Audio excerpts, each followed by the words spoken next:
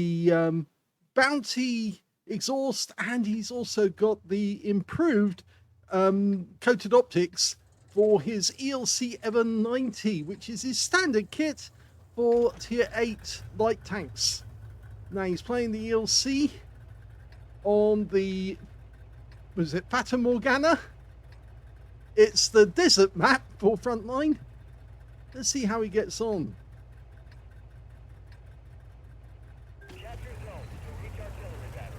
Game on. He's got recon flight and engineering as his skills.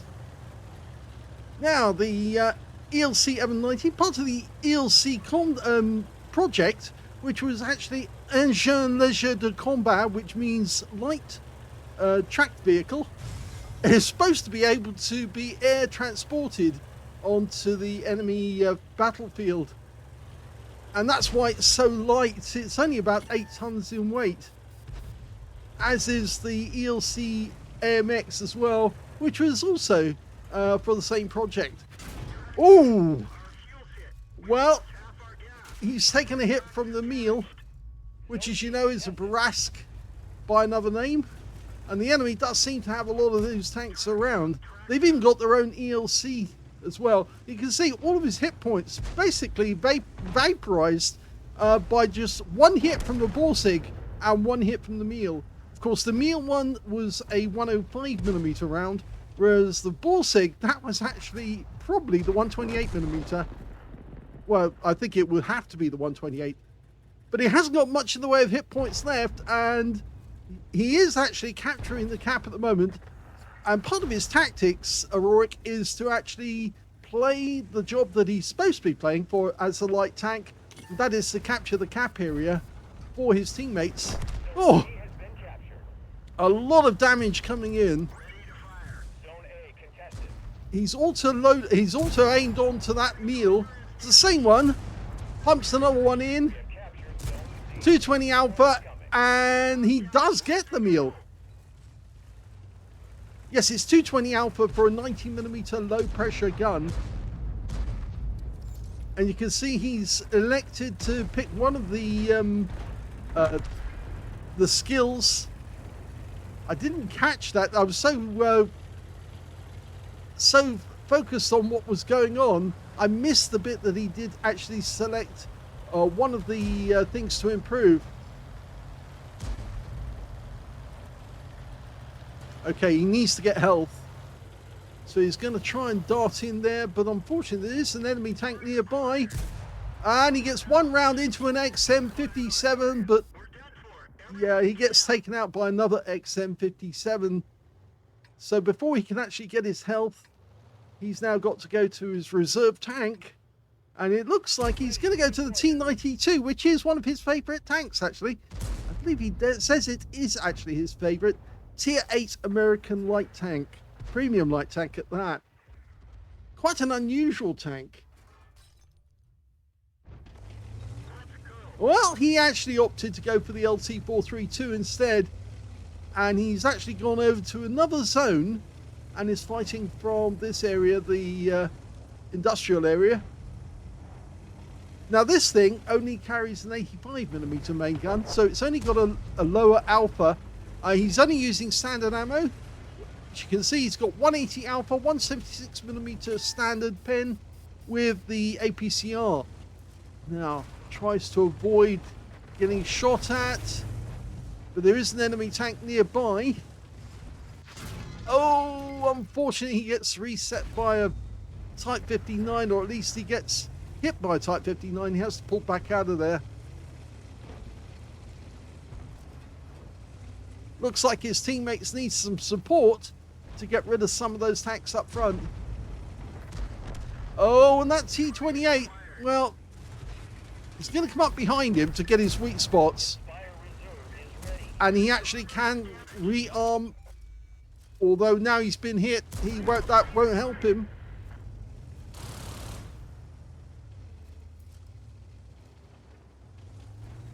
Now he is getting the inspiring, which is actually helping him for the moment. Look at these two enemy tanks coming down. Oh, don't pop out. Well, he blocked the shot that came from the Skoda, but now I don't think he can avoid any further shots. The Bisonte managed to get 2 rounds in, and he's out the game.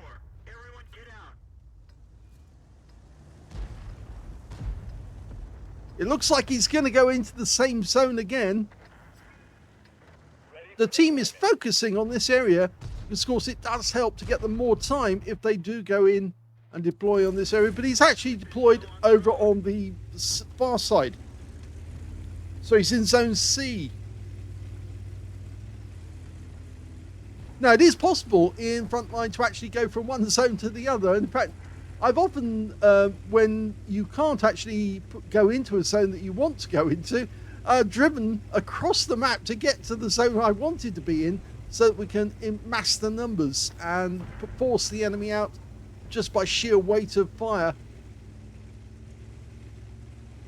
Now, somebody's dropped the smoke in this area. Yes, he is in the T92. Only a 76mm main gun, but it's capable of doing 150 alpha, 189mm to pen, and you can see high shell velocity with the standard APCR, and he's got some HE rounds as well for 185, but he's not carrying any premium rounds because, of course, that's against his standing ethos that you should try and fight a battle with standard ammo. Oh, took a round from a Scorpion G. He was lined up and hidden in that bush. He wanted to go around the corner and see if he could penetrate the Borsig. And again, pokes out to have a look to see where that Scorpion is. There's an ELC not too far away as well. He could take out the Prototypo 6, and he's clinging on to that rock. That was some very careful maneuvering. The Prototypo's gone. The Borsig is a one-shot. So he's locked on. Okay, the tank that's near him actually is one of his teammates. And his teammate coming up behind the other one.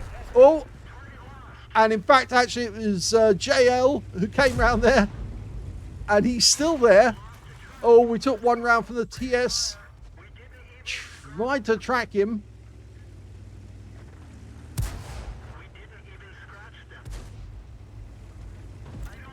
And that harassment of the TS5 managed to get some the kill.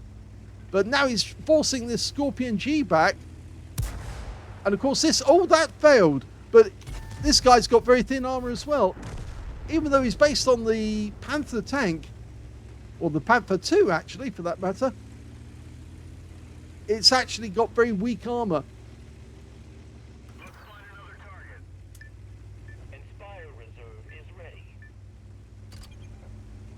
So, okay, he's using the Inspire. That's what he's got, the skill that he actually acquired. It's to boost the crew.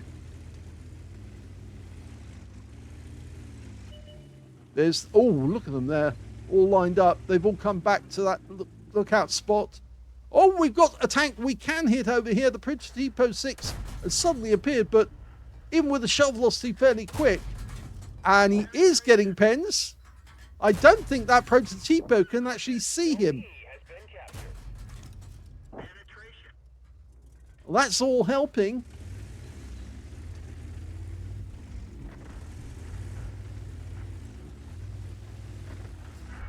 You can see the enemy migrating across the battlefield. Not many of our guys actually in this section. They're massing elsewhere.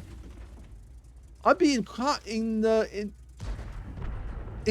to actually go into Zone E and help out there, but at the moment he's just keeping these guys lit so that we know where they are. Oh, did get spotted. Ow. And it was the meal, unfortunately. Second round did hit us, and we're out the game.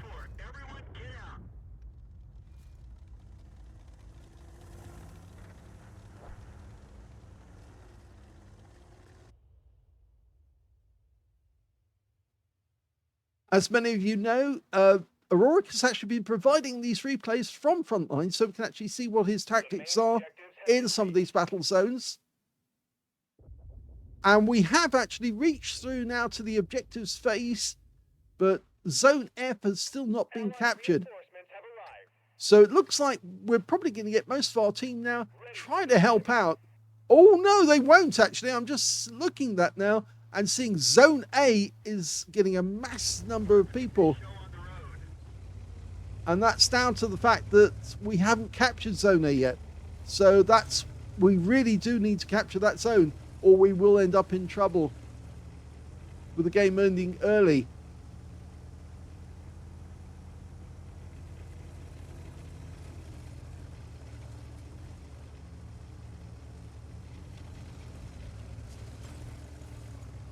You can see that Aurorik uses the third-person play to actually keep an eye on what's going on around him most of the time.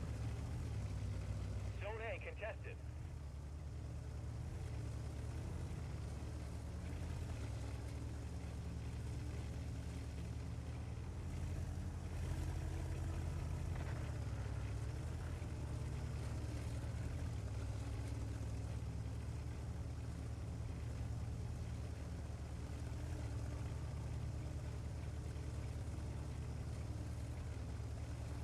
He's got another squall directly behind him, and it's one of his platoon mates. Just have a quick look to see who it is. Ah, it's JL.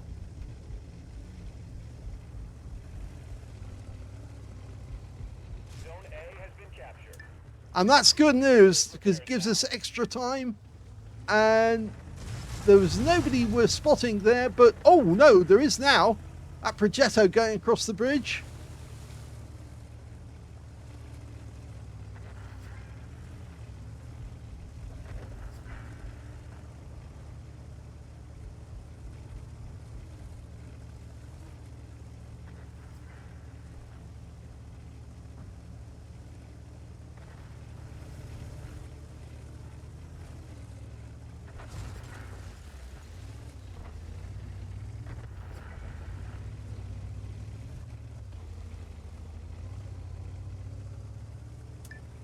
Inspire Reserve is ready.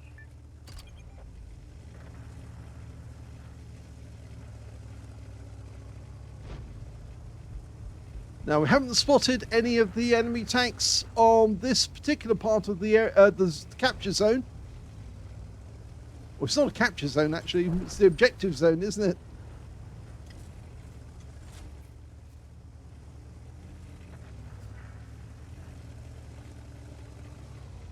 And there's the second objective, not too far away. Well, when we start hitting it, the enemy's going to start reacting. Of course, there are weak spots that you can actually use. The door is one, the vents are the others. You certainly can make a lot of damage on the enemy with those spots with the squall gone. JL gives it a good thump. We're almost reloaded again.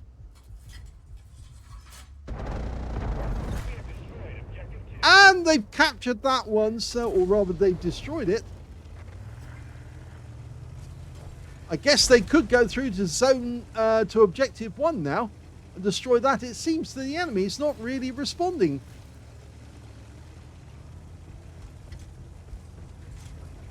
Aurorik and JL have been seen in many battles and standard battles.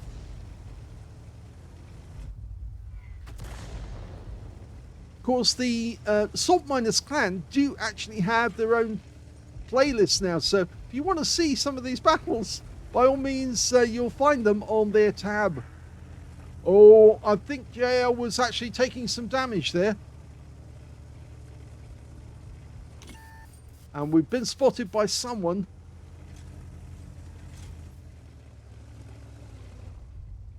And, yep, artillery fire coming in.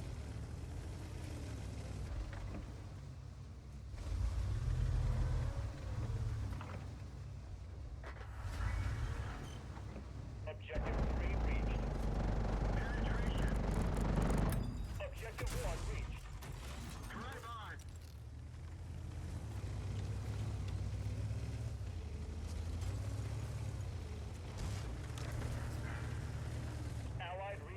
reconnaissance have arrived.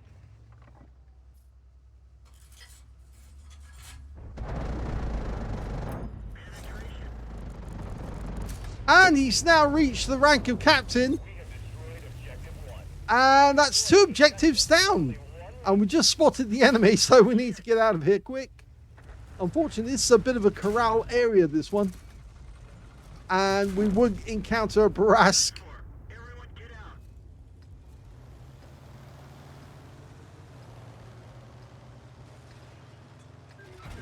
We have captured Zone D. Air support incoming. Ready for deployment.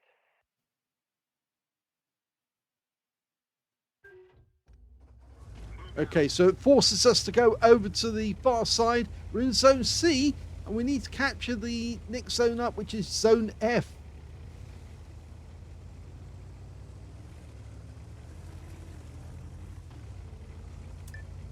Inspire reserve is ready.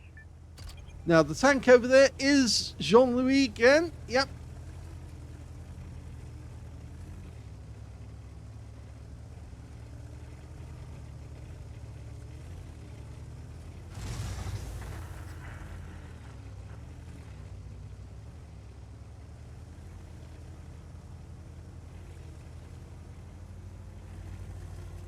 One of the benefits of the LT432, it's very flat, but it's also fairly fast actually as well. If I remember correctly, it is 72 kilometers an hour.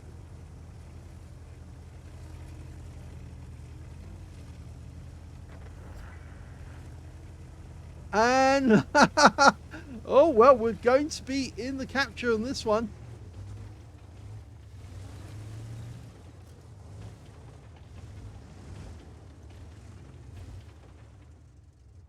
I think the enemy is so focused on stopping any damage to the objectives that they've totally forgotten to cover this area for the capture. And that's it, they've got the objectives they need to move to stop the artillery rounds. And they managed to get away with that.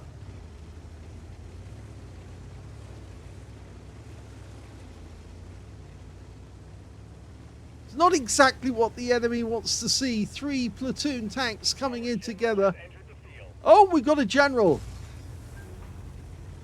We're still only at captain rank. Yes, of course, when you got 3 tanks platoon together, you get a tag team. And it's easy to wolfpack enemy tanks.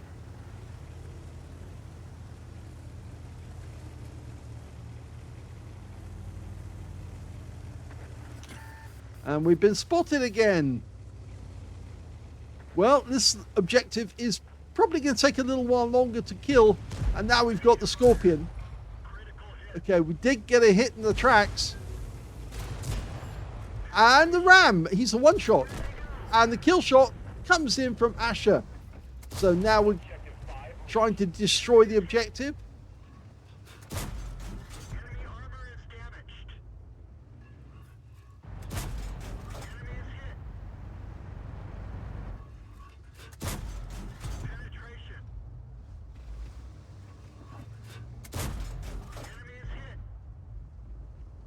Only one more shot needed, and he goes. And now he's ranked major as well.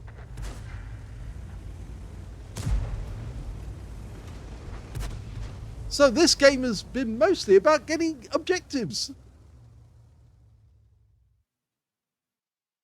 Here's the end of battle stats, and on the Fata Morgana map, you can see that Aurorik managed to pick up the Master Striker badge for earning at least 100 base points, capture points, when killing enemy objectives. In fact, he helped with the destruction of 3 separate zones in that game, and they did it with light tanks as well, which just goes to show that you don't need heavy tanks to take down these objectives. You just need to hit them with enough firepower that they will effectively crumble. So if we look at the team score, we can see that when it came to the highest damage in the game, he's a little way down because it's actually showing the score. In fact, the score's only showing no hits, no damage, no tanks killed, and 531 base XP, which can't be right because, of course, he did actually get substantial damage in the score. In fact, he took down some of the objectives in the score. And of course, we can see Asher did pick up 1,405, but it's showing the CS52 list. And the other score was actually Jean-Louis, and he got 474. We definitely saw some damage from Aurorik in that game. We can see here that he actually fired 336 rounds, got 115 direct hits and 113 penetrations. And yes, he also managed to make a profit of 122,278 credits profit. And he also took away 1,274 experience points.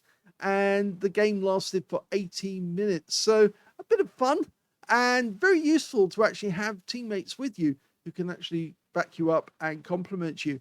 And it seems to work very well on this Fata Morgana map, although I haven't played that many games on this particular map myself. But it was interesting to see Aurorik do his job. Hope you enjoyed that one. If you did, please give it a like, and thank you for watching.